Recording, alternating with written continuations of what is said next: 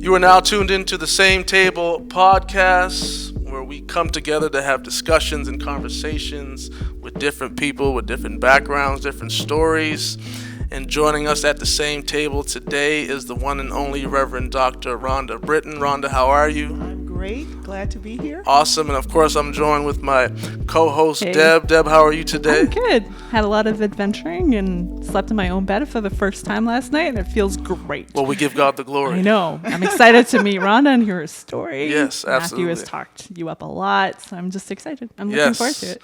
And I've known Rhonda for a long time now. She's been a mentor and friend and colleague in ministry, but also has a very powerful story and has just been a pillar of excellence, integrity, leadership, advocacy in the Halifax community, and just looking forward for all of you tuning in to hear about that and be enriched. And I'm ready to get into it. Are you ready? I'm ready. So What are we talking about? So Rhonda, let's dig in a little bit about who you are for those who don't know. I know really well, but for those of us who are tuning in who don't know a lot about your story, your background, why don't you just tell us a little bit of your story? Especially, you're an American. That is correct. Yes, from Florida, correct? That's correct. So how does an American from Florida end up in pastoring in Nova Scotia? I'm really curious. That's a good question to ask the Lord. We never know where Jesus will take us. Yes. It's interesting. I was called into ministry as a teenager. And at 15 years old, growing up in the Baptist church in Florida, we didn't have any female role models. You know, we came from the old school. Women didn't pastor or preach and this kind of thing. And so when God showed me this vision of myself preaching before a crowd, after a season of me as a teenager saying, Lord, what do you want to do with my life? This is what I got. And I was like, well, that can't be right. I don't see that. I don't understand that. And I did nothing with it. I didn't tell anybody about it. And I just went on with life as usual. 15 years old, right? So you get through high school, you decide what you want to do with your life. I went into computer systems. And so I spent the first part of my life working in corporate America. And God called again. And so, now at 40 years old, or maybe at the time 37 or 38 years old, I said, okay, I need to listen to what the Lord is telling me. I've always been active in the church. I started the women's ministry in my church, and so I've always been doing that kind of work. But God was saying that he wanted something more from me. And so I finally did make the decision to accept the call and to enroll in seminary. And I ended up at Princeton Theological Seminary, which was really just about 20 minutes from my home and just down the street from where I was working in a corporation. And after looking at a couple of schools, I ended up there. And lo and behold, one of the professors at Princeton, and this is a very condensed story, but one of the professors at Princeton was from New Glasgow, Nova Scotia. And he was my ethics professor, and he also taught kind of a social justice or leaders of social justice class that I took. So I took 2 classes from him, and we became friends. And at a Christmas gathering in my senior year, he kind of sidled up and asked me what I was doing after graduation, and he, said I needed to think about coming up to Nova Scotia. And I said, oh, I forgot you're a Canadian. And it's like, I kind of know that's up there somewhere. I don't know exactly where it is, but I wasn't interested. I was naming all of these warmer climes that I wanted to go to because I skipped the part, but leaving Florida, I went to New York to finish college. And once I was in the Northeast, I stayed in the New York, New Jersey area, to pursue my business career. And so I never moved back to Florida. So I was already in New Jersey when I started at Princeton. And I had been in New Jersey for a number of years, and I was like, okay, it's time to get to warmer climes, not to Florida, but somewhere else. And I had done an internship at Princeton in South Africa, actually. Okay. And I was very interested in going back to work in South Africa, and the church was interested in me as well. But that fell through, as God does. God started to close some doors of things that were interesting to me. Yeah. And he left this door hanging open in Nova Scotia. Yeah. I came up, I interviewed, I said, no, I don't think it's for me. Not because of the church or the people, but because of the little town of New Glasgow. Yeah. Right? From New York to New Glasgow. I couldn't make sense of the town. I was looking for the Macy's, you know. I was like, I don't know if I can live here. And nothing is close by. It's an hour and a half to get to Halifax, even if I want to go shopping, you know. And so it was like, oh boy, I don't think this is for me, because I am kind of a city girl. And so anyway, I came back saying, no, I'm not going. But as I began to tell people about it, my conversation apparently was quite different. So I had a friend say to me, you know, we were talking, well, are you going? Are you going? And I said, no, I don't think so. I said this, and I was describing it. But then I started talking about people. And when I started talking about people, Deb, that's when she said, you're already the pastor. And she said, do you hear what's coming out of your mouth right now? You're talking about my this and my that, and pray for this one and pray for that one. You've already learned stories. You're already concerned about them in your heart. And so I had to really give that some thought. And the other thing was that another professor that we had at Princeton, we only had 4, I think, black professors on the campus when I was there. One of them pulled me aside one day and asked me, or said to me, oh, I hear you're going up to Pastor Peter's people. And I said, no, I don't think so. I said, well, I haven't made up my mind. He said, let me talk to you. And he pulled me over to the side and he said, do you know how long Peter's taught at this institution? And I said, yeah, I know it's been over 20 years, you know, something like that. And he said, and that church has needed a pastor several times over. He's never asked anyone to go and be the pastor to his family in that church. Wow. His family's in that church. And he is saying to you that he entrusts his family to you. He said, you have to think about that. He said, I know you're a praying woman. Laid it on thick. Man. Yeah. I can't tell you how I felt in that moment, because I had never looked at it from that perspective. And I had to go home and really lay before the Lord on that.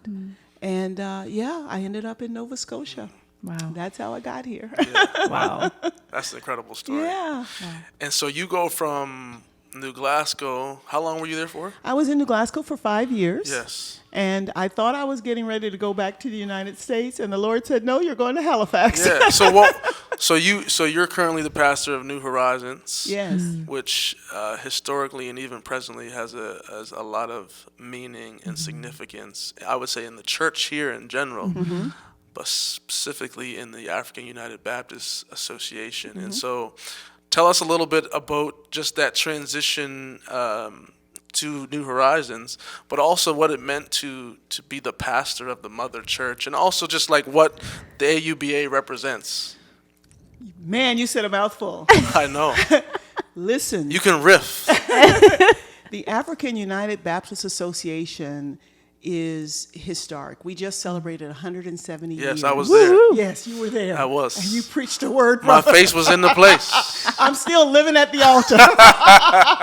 Amen. Every day I'm reminding people, are you living at the altar?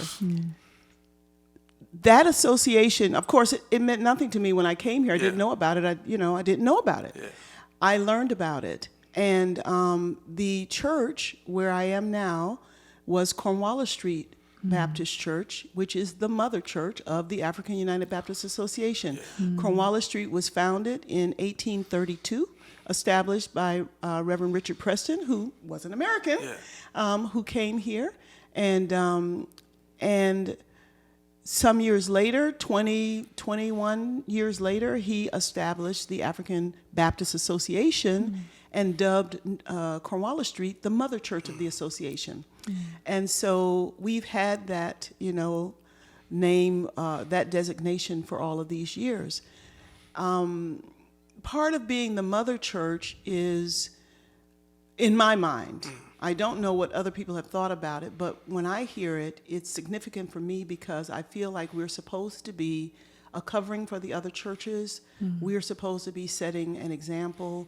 We're supposed to be leading. And there had never been a female pastor at the church.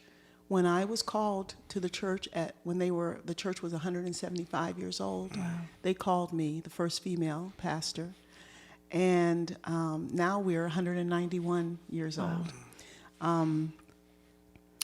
While I was there, I had only been there for a few months. I had a meeting with Daniel Paul. Blessed memory. He's gone on. Yeah. Chief Paul met with me and my board chair about the name of the church. And this is something else that I didn't know. So I'm being educated all around coming to this place. And he talked to me about General Cornwallis and the things that happened as an offense to the Mi'kmaq people, and asked us if we would sign a petition to change the street name. Not to change our church name, to change the street name, thinking that if it's no longer Cornwallis Street, the church name will automatically change, right?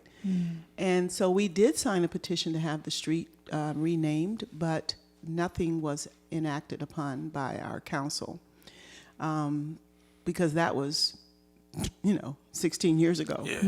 And so when nothing was happening, we finally decided to write to the city to talk about having it changed. We gave some, names as potential things. I was a very strong proponent of it not being named after a person, because for some people, there will always be people who see other people as heroes, and there will always be people who see them as villains. Yeah. We are all complicated human beings, and we have different sides, That's and right. we affect people in different ways. Yeah. So I said it's probably better to stay away from naming it after a person and name it after some kind of a concept like Harmony Boulevard or Reconciliation Way or something like that. Those were the suggestions that I was making. The name has been changed now to Nora Bernard Street or Drive, I'm not sure, but it's Nora Bernard. She was a social justice advocate who was First Nations. And I don't know that much about her.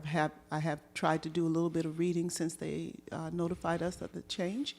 That's going to take place in October. So I've kind of jumped ahead. But for us, the church was 175 years old when I came. The building that we were in was over 100 years old. Yeah. It was in sad need of repair in different places. We kind of outgrew ourselves. We had competition for space all the time. We had community that would be reaching out to us to use space. And so it was always very much a question of juggling things and seeing what we could do and trying to make stuff work. And the congregation began to rumble about needing something done with our building. The congregation had attempted to do something about the building back in the 70s, and they had not been successful yet. So I felt a little bit surprised because I didn't come to build a church. I don't know anything about church building, and I felt, intimidated by the whole process. I'm like, this is going to be quite daunting. I don't have this experience. Lord, what are you doing? Yeah. And but we did decide that in having some discussions with the board and with the congregation that if we are going to do something with our building, wouldn't that be an ideal time to think about the name of our church? Because I had been educating people in small groups about the history of Cornwallis, which a lot of people knew somewhere back in back of their mind, but we're not always conscious of in terms of the name of our church, because we were named for the street and not for the person. Yeah. Yeah. The church was originally the African Baptist Chapel. But when the building something was done to the building back in the late 1800s, and it moved closer to Cornwallis Street, it incorporated as Cornwallis Street Baptist Church because of the street, not because of the man. And I started to talk to people about that, because for First Nations people, there's little distinction, right? Yeah. You see the name Cornwallis, you're named for Cornwallis. Yeah. And we have a good relationship with the Mi'kmaq Native Friendship Center, and we were working in community together with Mi'kmaq people, and I never even thought about how difficult it was for them to come to meetings at the church named Cornwallis Street.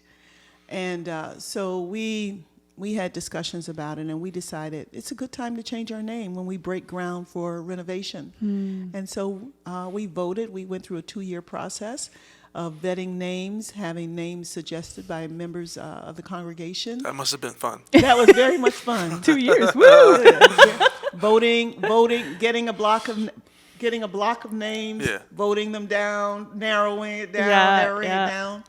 And so finally we had 3 names. Well, actually, I don't know if it's 3. Yeah, I think it's 3.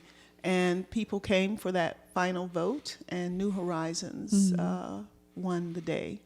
So we thought about it because every name that was submitted, it was required that the person give the reason for the names, sort of what does it mean, why is this a good name, how does this reflect us, whatever. And we thought about it in terms of God has a lot more work for us to do. We've been around at that time, I guess it was 185 years or something, 87 years. Yeah. And we've been around for a while. We've had some glory days. We've had some not so good days.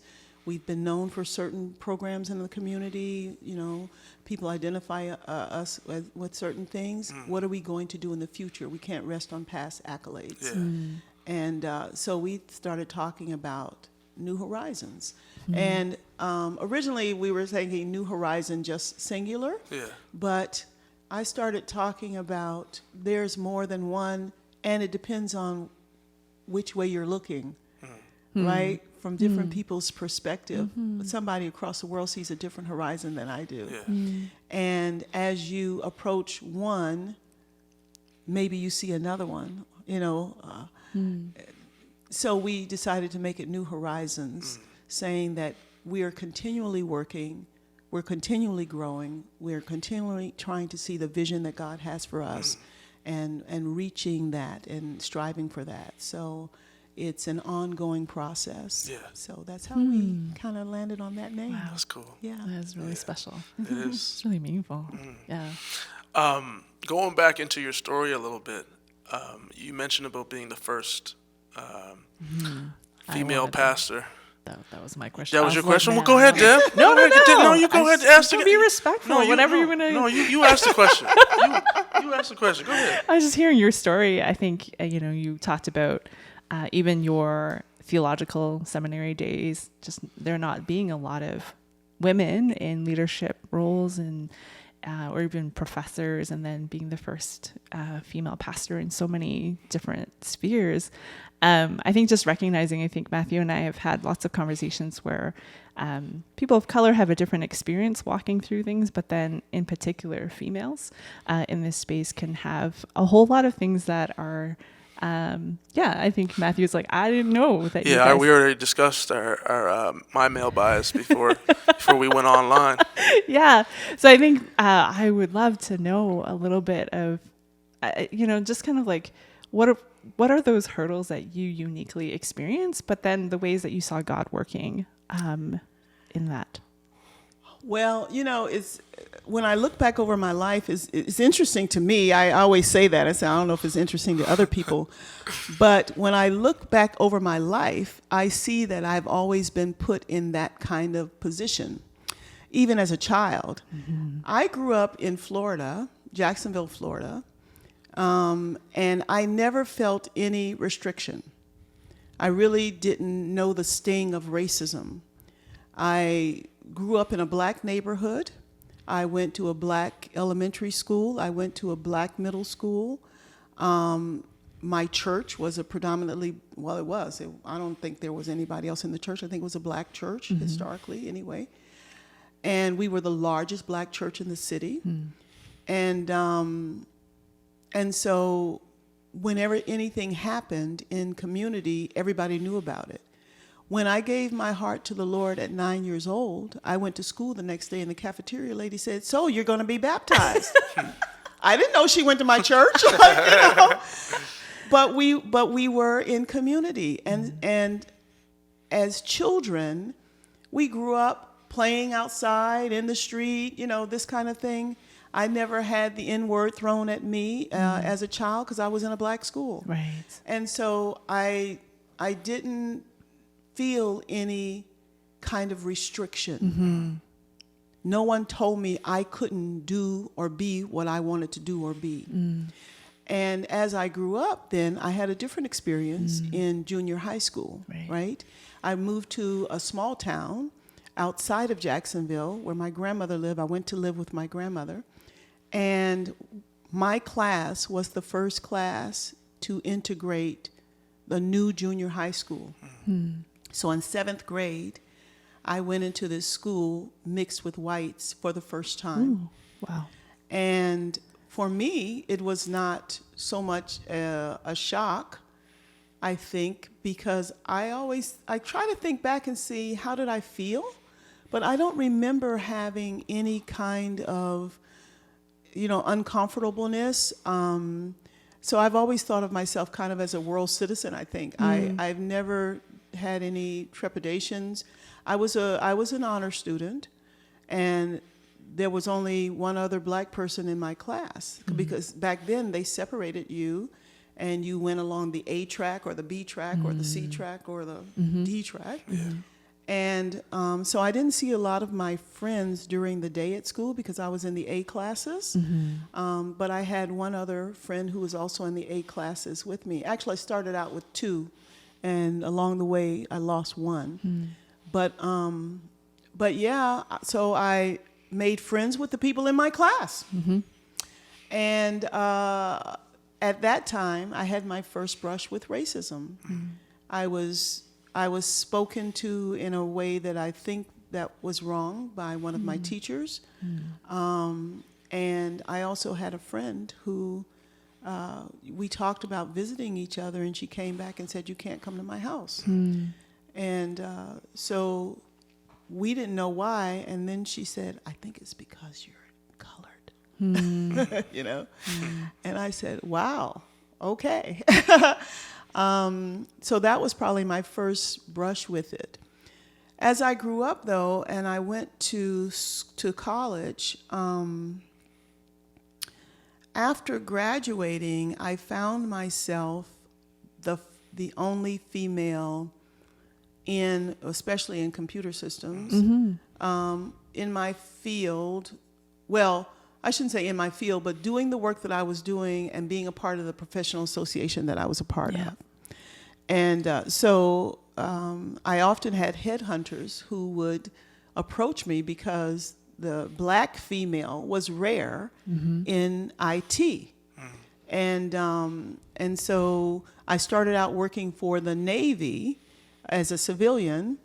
I ended up working for Johnson & Johnson because this headhunter kept coming after me going, "You're just going to lose your skills in the Navy." And the Navy systems are old and antiquated, and I'm working in there. It's like, okay, the industry is going to move beyond this, right? And so I need to keep my skills up. So that's why I actually ended up at, finally saying, "Okay, find me a job." Well, she had me a job like that. And so I would go and I would be the only one. And that was not rare for me. So I kind of started to realize that I might be the only one on more than one occasion. And what am I going to do with that? The question, though, did start to bother me in terms of what do people think when I walk into the room and I'm the only one? Are the men in the room, especially white men, thinking, "She doesn't know anything, she's not as good as us," or, that kind of thing? Played on my insecurities a little bit. But I'm not a shy person, right, Matthew? That's true. So I never shied away from being who I am. And if that means that I get to shine, then I shine. I'm not going to dull my light for you because you feel some kind of way about me. And so I just walked in it, and I said, okay, God, you're putting me in these spaces. Very interesting thing happened when I came to Nova Scotia. I was speaking with our new moderator. He was just elected this weekend, or came into the job this weekend. But he has been a friend of mine since I arrived in Nova Scotia. And I was saying to him once, I don't know how I end up all around these tables that, when I get there, people are like, oh, we're trying to define ourselves and we're trying to do something new and we're trying to rethink our vision and and I said, can I just get around a table where folks know what they're doing and they've already set the course and I'm just coming in to join them? And he said, no, because that's not who you are. Yeah. He said, you're a change agent and God's always going to put you around those tables. And I just had to learn to accept that. So as a female coming into being a first this or that, that's kind of all been a part of it. And I don't shy away from it. So being the first, even in New Glasgow, I was the first ordained female to lead that church. And coming here, the first female to lead this church. I was the first black female elected as the president of our convention. And the first black female president of our convention. And so it's just, those things happen, and you just kind of roll with it and say, okay, I'll accept that, I'll do that. I can be that. Yeah. So it sounds like that's just always been a part of your calling, like the unique way God has called you to things. Yeah. That's beautiful. Yeah. So Rhonda, in terms of just like really practical on the ground, have you experienced any direct or deliberate resistance to your ministry because you're a female? Yes, I have. I have really, God has opened doors for me that some of my colleagues have not had opened for them. When I graduated from Princeton in 2002, I was ordained the next day after my graduation, and I came to Nova Scotia. So I got all of that at one time, and I have friends who graduated with me that probably are still looking for pastorates, all these many years later.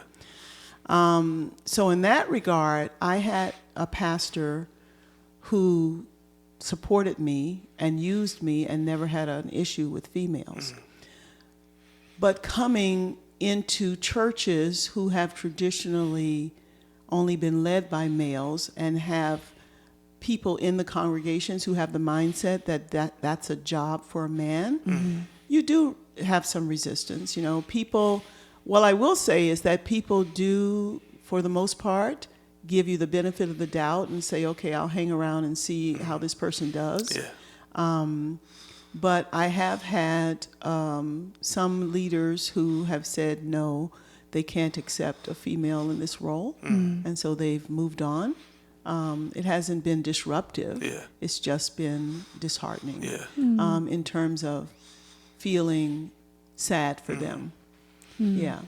So we even had a little bit of that this year at our convention when we elected the first female executive minister. We've never had at the Canadian Baptist of Atlantic Canada.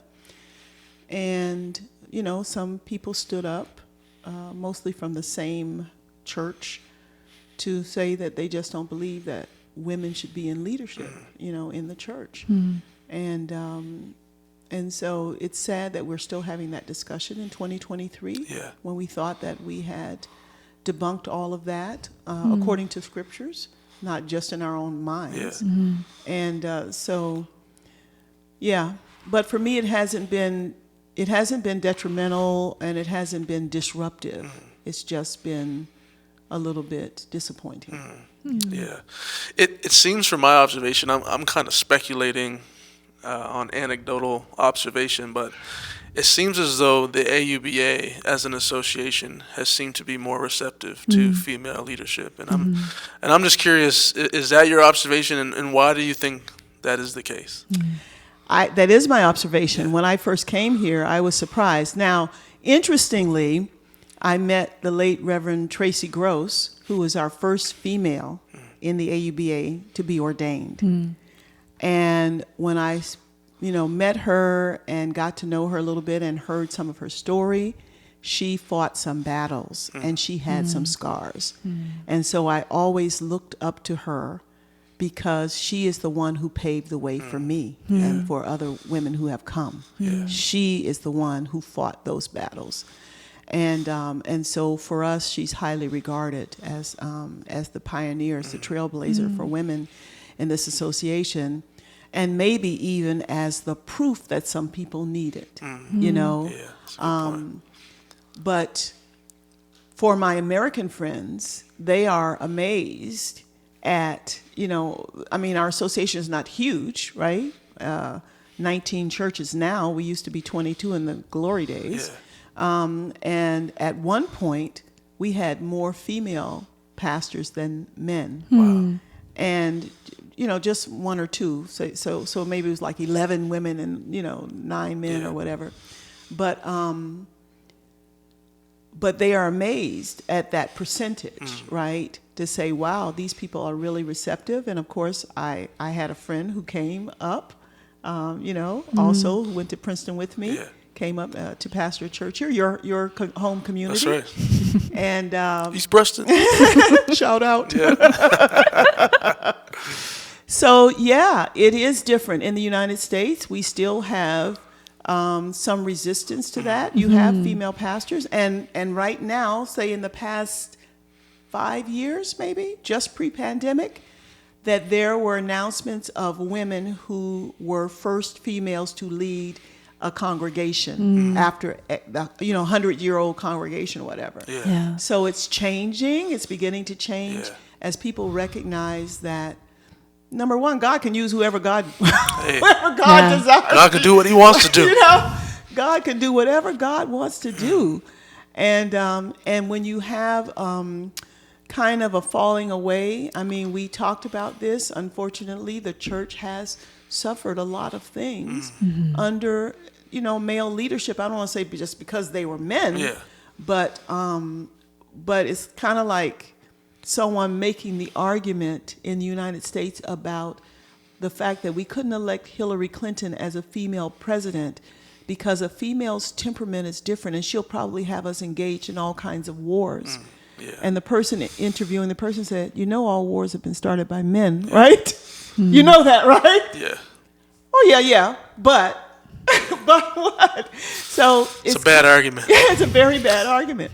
So that's kind of the thing. It's kind of like, okay, I believe that we should be working together in the church. God needs female voices as well as male voices. And women are not here to push men aside. Women are here to serve God as best we can according to how God has called us, right? So don't get mad at me because the Lord called me. I ain't asking him to call me. Ain't that the truth? In fact, I ran from him calling me. So, I'm just going to do what the Lord says, right? Yeah. And we talked about that this weekend, right? That's right. We must serve God or obey God more than men. So it's been interesting, but it is quite a difference. You do start to see a little bit of a shift, though, in the United States with women now coming up in these pastorates. And they're like, wow, first woman in this congregation, first woman in this congregation. So it's happening. Yeah. Well, kind of staying in the same space and spirit of, call it advocacy, kind of trailblazing. Change agents. Change agents, yes. Your ministry, but also kind of New Horizons as a church within the community, has been a place of advocacy and of trying to pursue what's just in God's sight in our community. And so could you speak a little bit to just kind of your theology, your practice around justice issues, but then also just some of the practical things you and within the church have done to kind of pursue what social justice, what God's justice looks like in the Halifax area in particular. Yeah, that's great. Thank you. I appreciate having the opportunity to talk about that a little bit. We do have people who don't quite always, I don't mean in New Horizons, but I mean in the kingdom, who don't always embrace this part of the gospel. And I am a strong believer that the gospel also includes justice. Mishpat is a a concept that God established, right? When God teaches us from the very beginning to watch out for people being oppressed, to come alongside people who have been marginalized and to help them, and that we should have kind of this equity in our society, especially among believers, right? And so I don't understand how people can say that this is not a part of the church's mandate. It certainly is, according to the Bible that I read. Yes. And so I've been blessed to be in churches where I've had pastors who were social advocates. Now, in the small church that I attended when I lived with my grandmother, we probably didn't have as much cause for things. It was just a little small town, and there wasn't a lot going on in terms of, these outrageous things that you needed to cry out about. But prior to that, in the church in Jacksonville, that large Black Baptist church, and I probably should give a shout out to Bethel Baptist and Rudolph McKissick, who baptized me senior and now junior, who leads the church.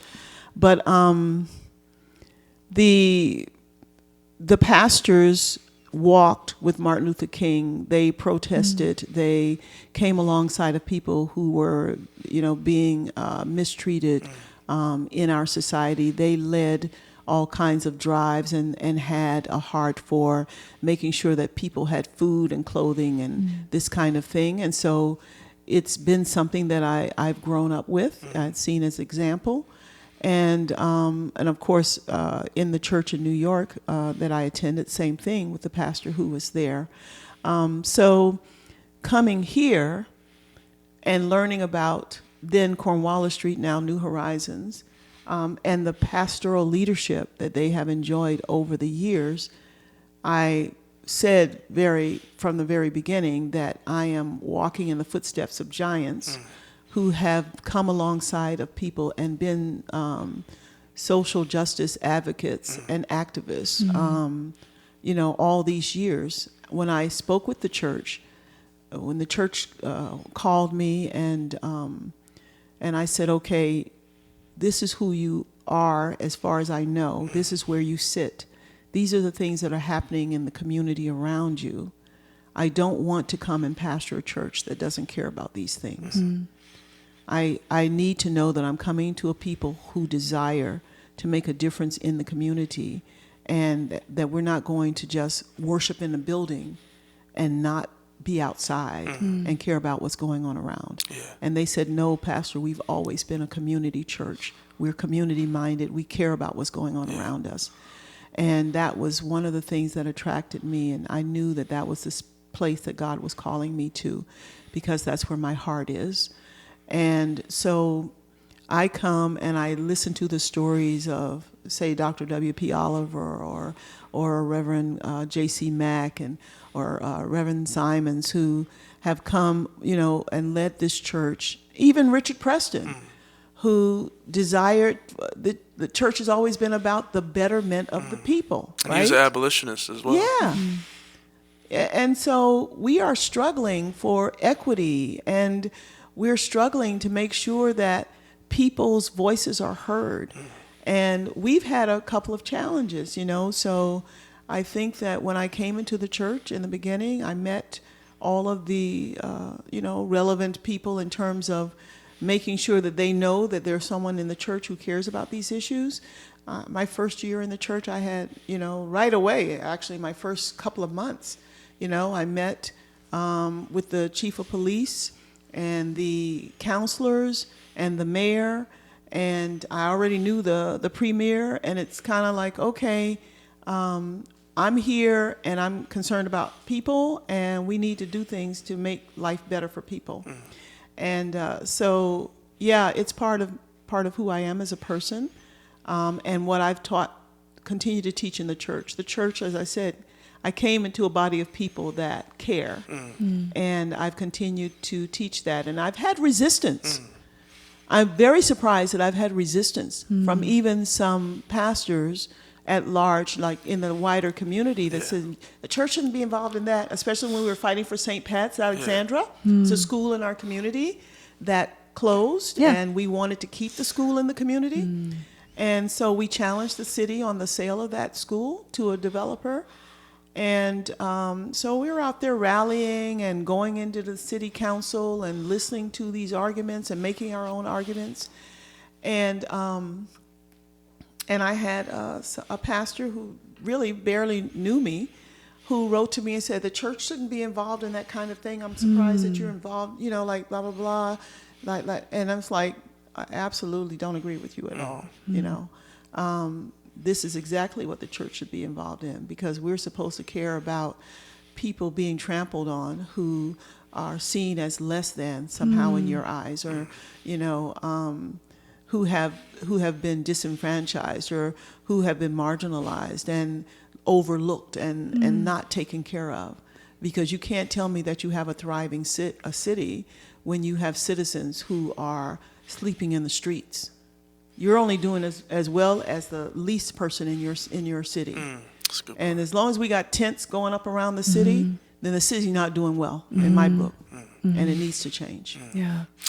Rhonda, what would you say is, like, speaking to that tension and resistance, even within the church around, what is the gospel and what is our role as a church in terms of how we live that out, like our witness to the world. When you've experienced that tension of, what is in the scope of the gospel and what's, outside the scope, and how we define that, and how that shapes kind of our practice in the social sphere and space. If you're speaking to a follower of Jesus right now, or churches, what would you say are the ways theologically, just practically, how we as the church and as individual believers should engage in social issues? What should our posture be? What should our approach be? How should we see this in a good way versus it becoming this, where it tends to be in the broader scheme, this infighting or debating or polarization, where we're like pitted against each other? How do we engage in justice issues in a meaningful way that reflects and represents Jesus well? I think to engage in social justice issues is simply to do, right? We just came from our conference where, I was the planning chair for this conference, and the theme that I floated, we were under a 2-year theme, and the theme that I floated a couple of years ago for these 2 years that I was planning is serving with excellence.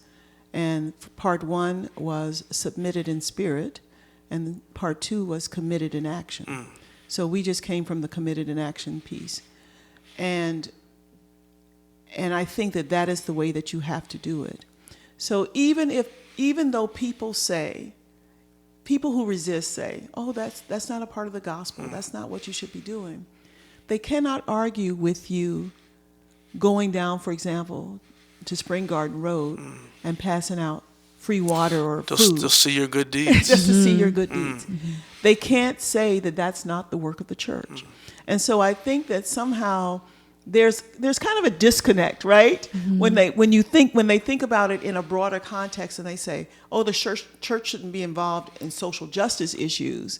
They don't realize that could be something as simple as, this person has no food, so we're going to hand out groceries today, right? Should that not be the work of the church? Yeah. They won't argue that. They just don't understand the concept of social justice and what that means. So when we move from the individual practical helps that we give to people in terms of people who may be hungry or something like that, or we have a winter wear drive, who may need some socks and a sweater for the winter, some gloves.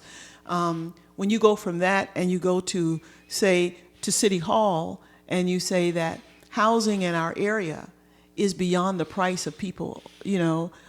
We have people who can't afford to live in their own community because you're putting in these, you're developing things that they can't afford. There's no difference. It's just the scope is larger, right? And so if you can get people to see that we're still advocating for the basic needs of people and their rights to live in a society, to participate in the society fully, to be a part of it. Not to be on the outskirts, not to be in the margins, but to be a real part of it and feel like, they have what they need to thrive.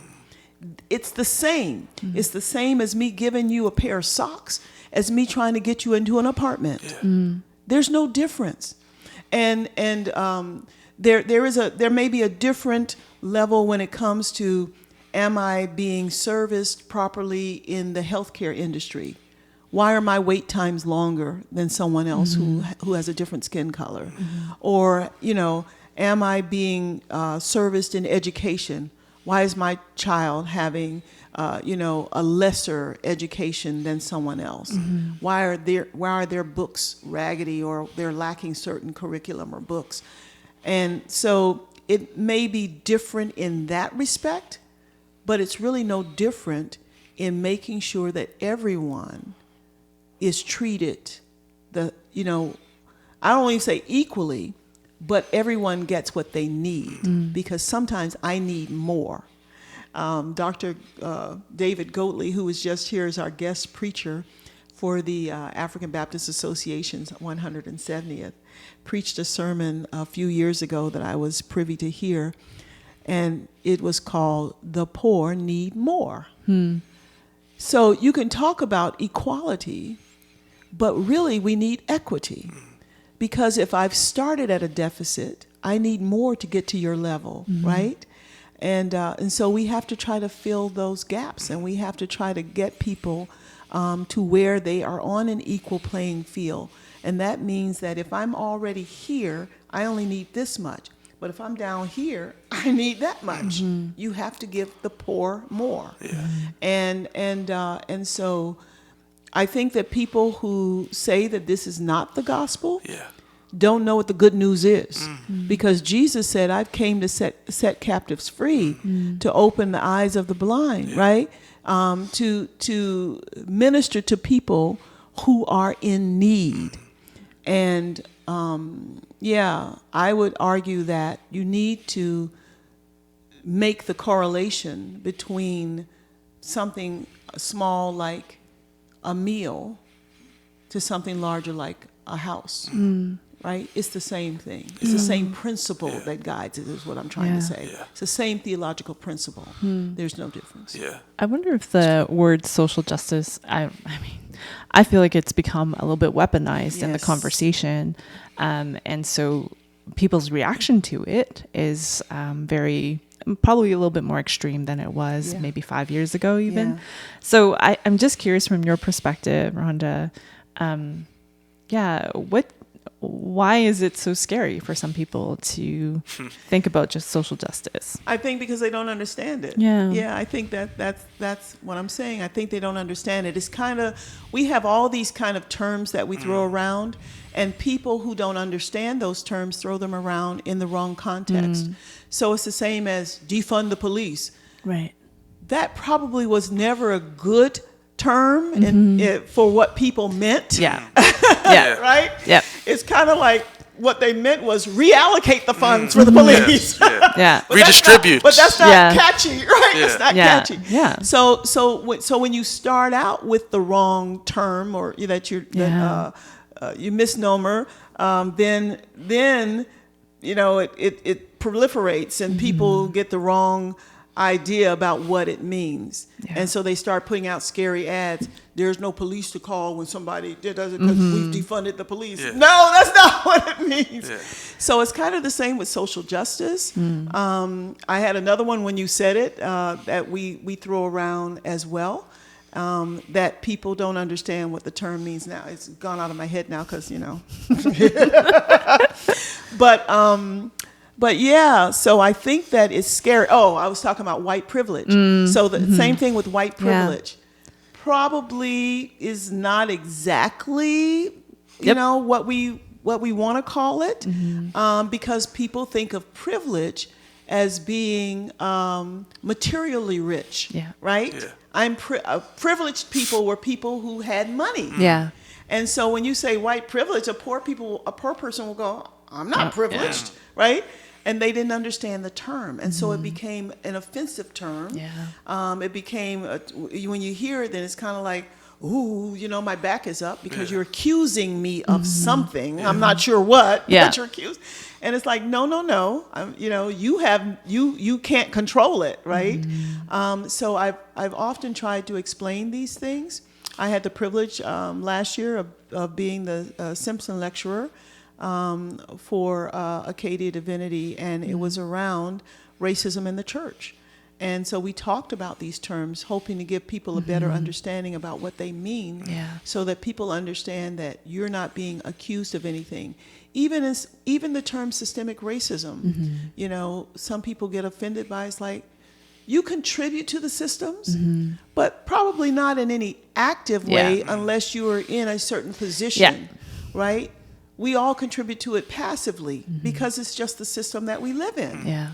And but I need you to be aware of it, so that when there is an opportunity for you to make a change or to do something differently, you can, right? So you might say, I mean, if you find yourself at some time being the managing, the hiring manager for some company, I need you to have this in your head that, you know, oh, when I interview people or when I hire somebody, I should be conscious about not being biased, right? So I think that more understanding of the terms can help, but sometimes people are just not willing to listen, you know, and there's really nothing you can do about that. Yeah. Well, that's one of our hopes with this podcast is what we hope through God, through the Holy Spirit, and through people listening, is we really want to help people shift in their posture. Like, how can you have a compassionate curiosity versus a hardness or a stubbornness? If just to disrupt that a little bit would be a huge success for this podcast, because I think that's where that it starts, from just a posture shift, to consider, to be open, to educate, to listen.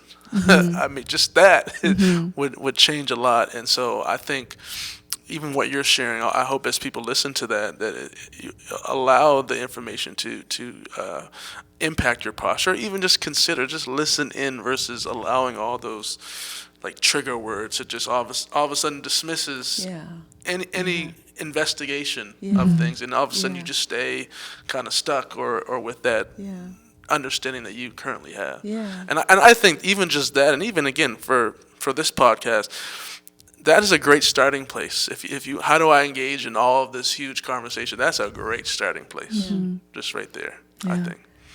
And I think, you know, when you say you're a Christian, if you're a Christ follower, I think that spending that time listening, understanding the example that Christ set when he was on earth, and seeing the compassion that he had for people in whatever their situation, if you just decided to model that, or to at least try to understand it, that would go a long way. I don't understand people who say they're Christians and they have the power to make decisions about things, and they decide, for example, to take away something that's needed, you know, to decrease something that's needed.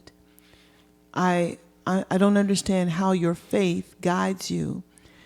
There are lots of times that people, or I should say, I don't know about lots of times, I should say better that there are people who are in positions who try to compartmentalize.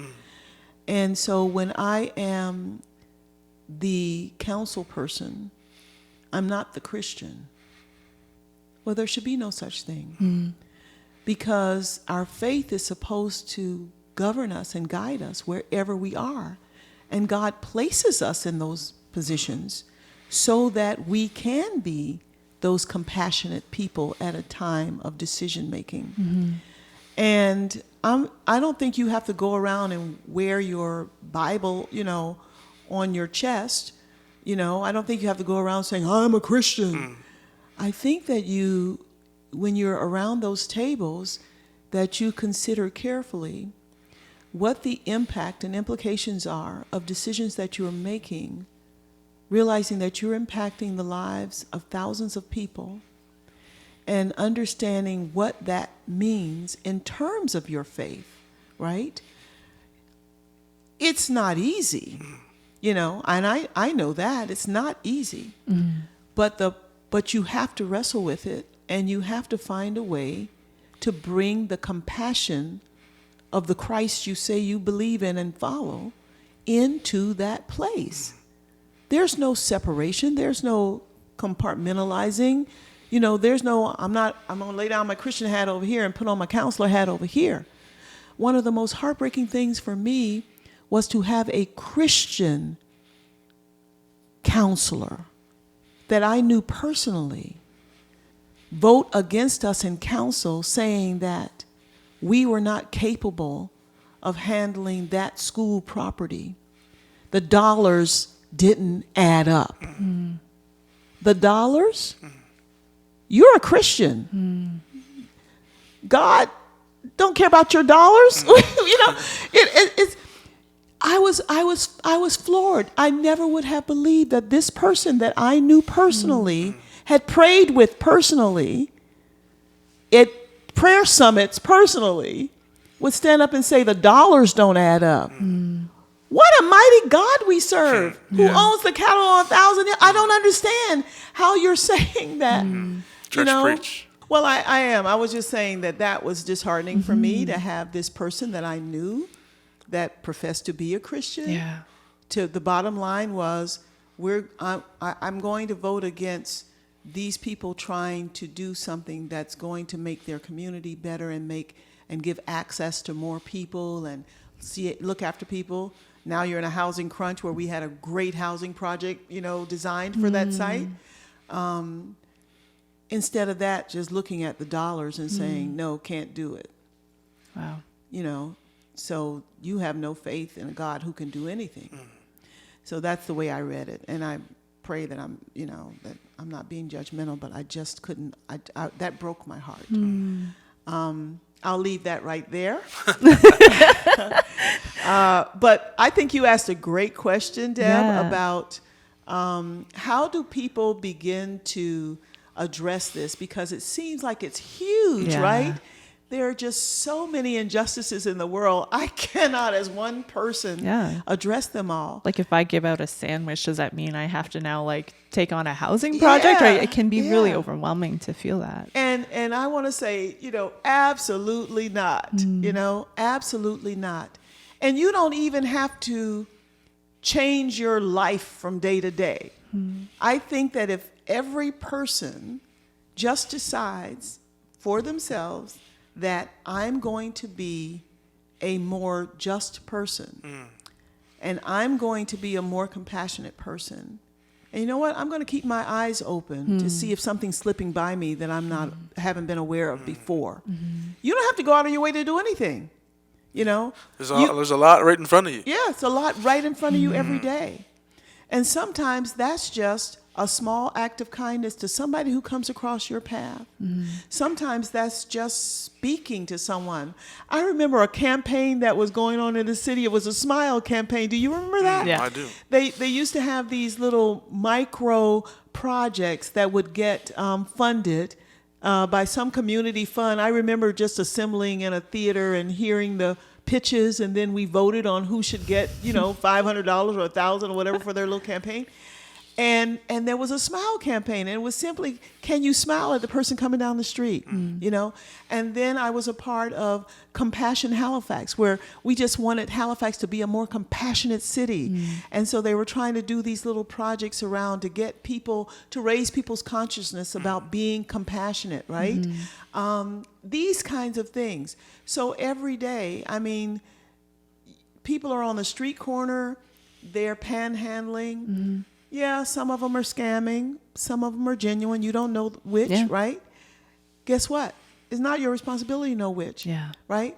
If you got a toonie and you feel led in your spirit to give the toonie, don't worry about what he's going to do with it, because it's not about him, it's about you. Yeah. It's about you being compassionate, right? We always want to try to deflect onto the recipient, Yeah. but it's not about them. If he's going out to buy a beer, that's on him.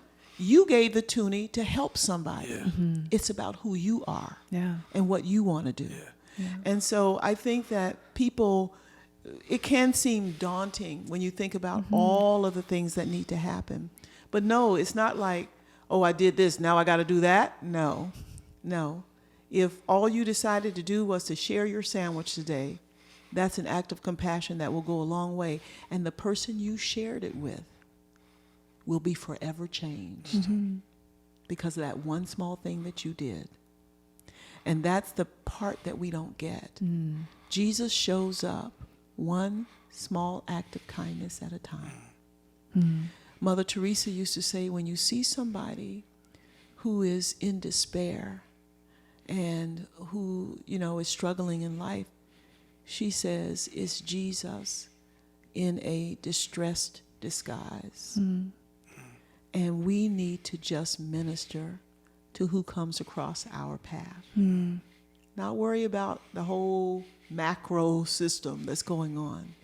You may be in a place where you make decisions, that affect that. Maybe some steps are bigger for some people, Yes. right? Yeah.